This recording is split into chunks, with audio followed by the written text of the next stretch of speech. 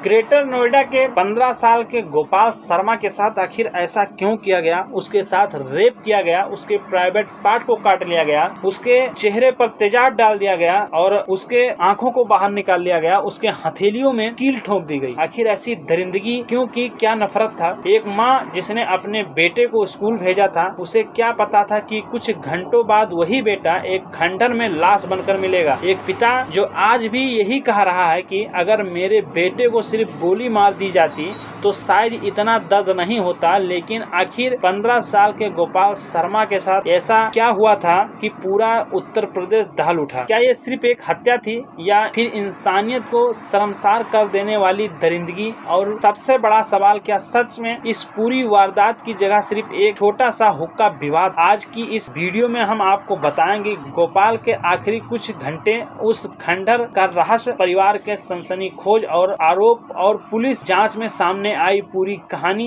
तो वीडियो आखिरी तक जरूर देखें। ये मामला है ग्रेटर नोएडा के जेवर इलाके की बनवारी बांस गांव का, जहां रहने वाला 15 साल का गोपाल शर्मा कक्षा 9 का छात्र था। एक साधारण परिवार, साधारण जिंदगी और सपने, बिल्कुल आम बच्चों जैसा। लेकिन 21 मई 2026 का दिन था। इस परिवार की जिंदगी हमेशा के लिए बदलने वाला। परिवार के मुताबिक उस दिन दोपहर करीब 3:30 से 4 बजे के बीच गोपाल घर से बाहर निकला। किसी को नहीं पता था कि वो कहाँ जा रहा है, किसके साथ जा रहा है, लेकिन उसके बाद वो कभी वापस नहीं लौटा। शाम हुई, रात हुई, पर गोपाल का कोई पता नहीं चला। पहले परिवार ने खुद तलाशना शुरू किया, रिश्तेदारों को फोन किया गया, दोस्तों से पूछा गया, गांव में खोजबीन हुई, लेकिन हर जगह सिर्फ एक ही जवाब मिला, गोपाल यहाँ नहीं है। धीरे धीरे परिवार की चिंता डर में बदलने लगी और फिर 22 मई को जेवर कोतवाली में गोपाल की गुमशुदगी की रिपोर्ट दर्ज कराई गई। पुलिस ने जांच शुरू की, कई टीम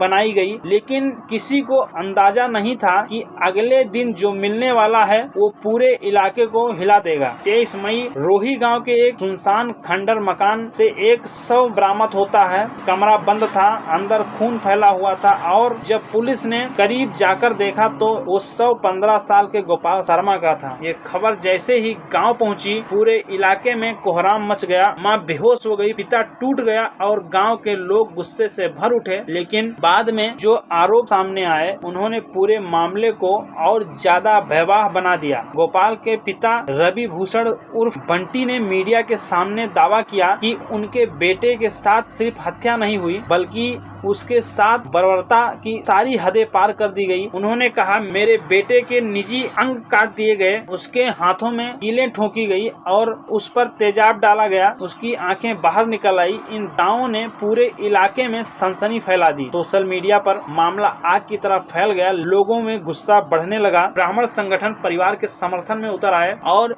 इंसाफ की मांग तेज हो गई। लेकिन इसी बीच पुलिस का बयान आया। पुलिस ने कहा, पोस्टमार्टम और वीडियोग्राफी में अब तक ऐसी किसी क्रूरता की पुष्टि नहीं हुई है। शव कई घंटों तक बंद कमरे में पड़ा था। भीषण गर्मी और डिंक पोजीशन की वजह से शव की हालात बदल गई थी। पुलिस ने सोशल मीडिया पर फैल रही कई बातों को अफवाह बताया, लेकिन जनता का गुस्सा शांत नहीं हुआ। हर किसी के मन में सिर्फ एक ही सवाल था, अगर ये अफवाह है तो आखिर गोपाल की हत्या क्यों हुई? और फिर 27 मई 2026 को ग्रेटर नोएडा पुलिस ने प्रेस कॉन्फ्रेंस करके इस पूरे मामले का खुलासा किया। पुलिस ने बताया, इस हत्या के पीछे कोई पुरानी दुश्मनी नहीं थी, कोई गैंगवार नहीं था, कोई बड़ी साजिश नहीं थी, बल्कि वजह थी एक छोटा सा हुक्का विवाद। दरअसल कुछ दिनों पहले गोपाल की दादी ने मोहल्ले के कुछ लड़कों को डांटा था, क्योंकि वो नाबालिग गोपाल को हुक्का पिलाते थे और उसे गलत संगत में डाल रहे थे। दादी का यही फटकार कुछ युवाओं को इतनी बुरी लगी कि उन्होंने बदला लेने की ठान ली। पुलिस जांच के मुताबिक घटना वाले दिन आरोपी गोपाल को अपने साथ ले आए। पहले उसे तंबाकू मिलाकर हुक्का पिलाया गया, फिर उसे रोही गांव के उसी सुनसान खंडर मकान में ले जाया गया, जहां बाद में उसका शव मिला। बताया गया कि वहां गोपाल के साथ मारपीट की गई और फिर उसका सिर दीवार में कई बार पटका गया, जिससे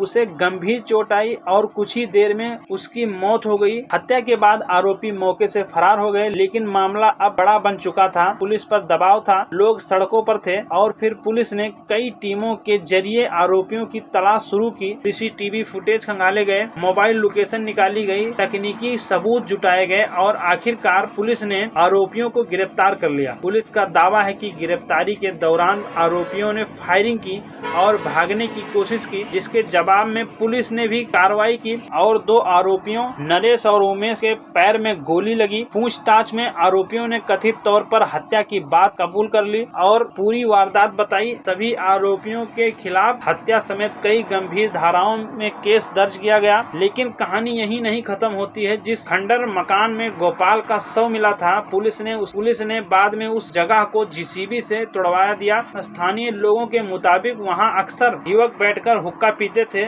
और गांव के कई लड़कों को गलत आदतों में ढकेलते थे। मकान टूटने के दौरान भारी पुलिस बल तैनात रहा और मौके पर दोबारा तलाशी अभियान चलाया गया। सूत्रों के मुताबिक वहां से कुछ अहम सुराग भी मिले। हालांकि पुलिस ने अभी तक की आधिकारिक पुष्टि नहीं की है, लेकिन इस पूरे मामले ने समाज के सामने कई बड़े सवाल खड़े कर दिए हैं। क्या आज की गलत संगत बच्चों को अपराध की तरफ ढकेल रही है? क्या नशे की आदत अब गांव तक जहर की तरह फैल चुकी है? और सबसे बड़ा सवाल, क्या एक मामूली विवाद इतने खौफनाक हत्या की वजह बन सकती है? आज गोपाल का परिवार सिर्फ इंसाफ मांग रहा है। मां आज भी बेटे का इंतजार कर रही, पिता की आंखों में आज भी वही दर्द है और पूरा गांव एक ही मांग कर रहा है, दोषियों को फांसी दो। लेकिन दोस्तों, इस कहानी का सबसे डरावना हिस्सा शायद यही है कि कभी कभी जिंदगी खत्म करने के लिए बहुत बड़ी दुश्मनी की जरूरत नहीं होती है। कभी कभी